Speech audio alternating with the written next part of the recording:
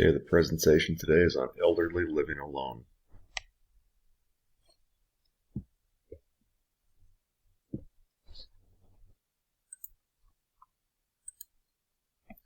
The cultural environment media.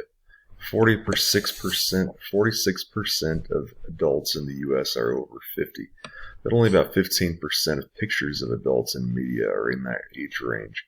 31% of adults age 50 have colored their hair in the past 6 months, but only 15% of images show older people with non-gray hair. 73% of older adults in media pictures are shown with wrinkles and 12% age spots, but only 15% with clear skin. Pictures of younger adults are shown in more vibrant colors than adults over 50. 70% of images of adults over 50 show them alone with a partner or with a medical professional. This kind of puts a slant on things, saying that, they're not as alive or vibrant, and everything they do involves things to do with age, like going to the doctor. They don't have a lot of friends. Everything's medical. Okay, cultural and environment, family support. In the U.S., 27% of adults over age 60 live alone, which is far more than most other countries.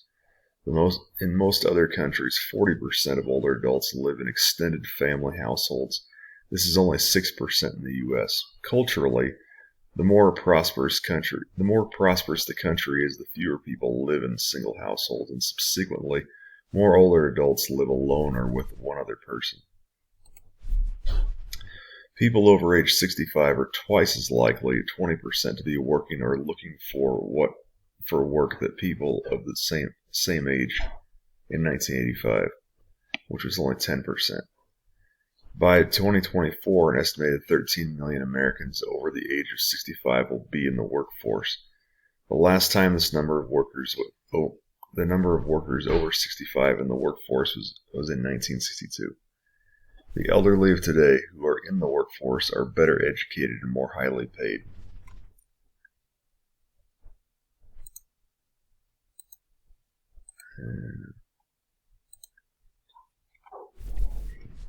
The cyclical nature of this issue is that, according to research studies performed by Cigna, only about 53% of Americans feel as though they connect with others in a meaningful way. 43% of Americans feel isolated from others at least sometime in their life. And the issue here is that these people who are young in the studies actually targeted Generation Z, they're going to grow up with no connections, and they're going to have these same issues, even worse. Because in the past, people had more personal connections, and there weren't as many screens or computers, and people actually interacted. Legal, political. Healthcare planning cost of planned or assisted living is a big deal.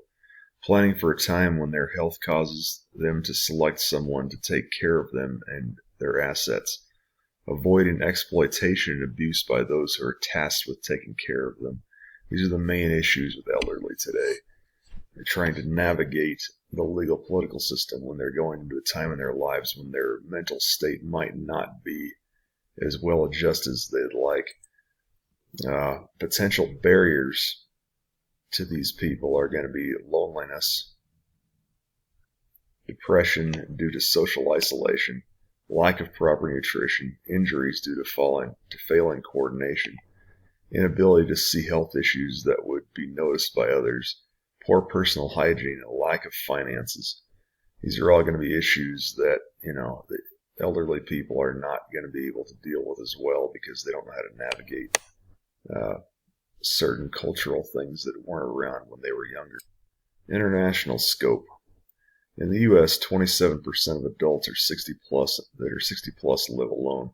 In Asia, that's only 11%. Latin America, 12%. Middle East, 9%.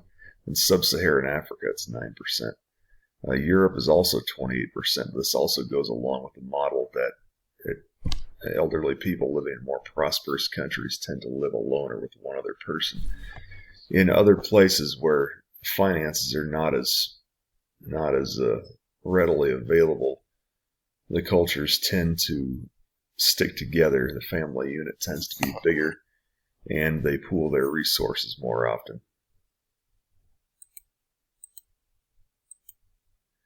And socioeconomic status. 14.6% of persons over 65 in the U.S. are living below the poverty line. 61% of adults over age 65 rely on Social Security for at least half their income.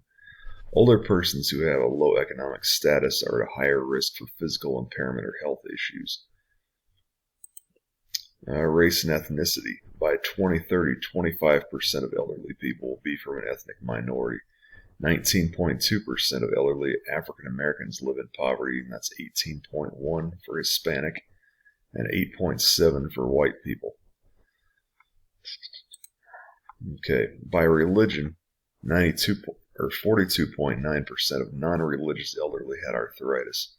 53.8% were Protestant, 50.3% were Catholic, and 50% were Jewish. Ulcers were had by 12.2% of non-religious, 13.2% Protestant, 12.7% Catholic, and 16.8% Jewish. COPD, 7.9% Protestant, 10.8% Catholic, 10% Jewish, or 10% Catholic, 10.8% Protestant, 12.3% Jewish. Asthma, 13.2% Protestant, 10.4% Catholic, 13.2% were non, 10.4% Protestant, Catholic were 10%, and Jewish covered 8.7%. Stroke victims were non-religious 5.8% of the time, 10.1% Catholic, 7.1% Protestant, and 2% Jewish. This just gives a basic rundown of how different diseases in the elderly population are had by different religious groups in different amounts. Gender. Women have a higher morbidity than men later in life due to both acute and chronic conditions. But after age 65, there are only about 79 men per 100 women in the U.S. Women over the age of 65 in the U.S. are 83% more likely to have functional limitation than men at the same age, and men's decreased life expectancy is attributed to alcohol and tobacco use. This is a rundown of health disparities in the United States due to a lack of access to health care or Medicare facilities. It pretty much shows that the areas in green are the areas with the best access, and the areas in red are the areas with the worst access. This is done by mortality rate across the board. The more issues people are having, the faster they die, essentially. And the less issues they have, with getting access to health care, the more they can deal with the system. And this is the bias implicit across for elderly. Certain factors in the healthcare system make it hard for elderly Black Americans to obtain quality health care. And elderly Black Americans have a higher rate of hypertension due to discrimination. Explicit, elderly African Americans were more likely to have inconsistent medication usage due to economic hardship, or their inability to get a hold of medications and resources. Anyway, here is the references. That's the end.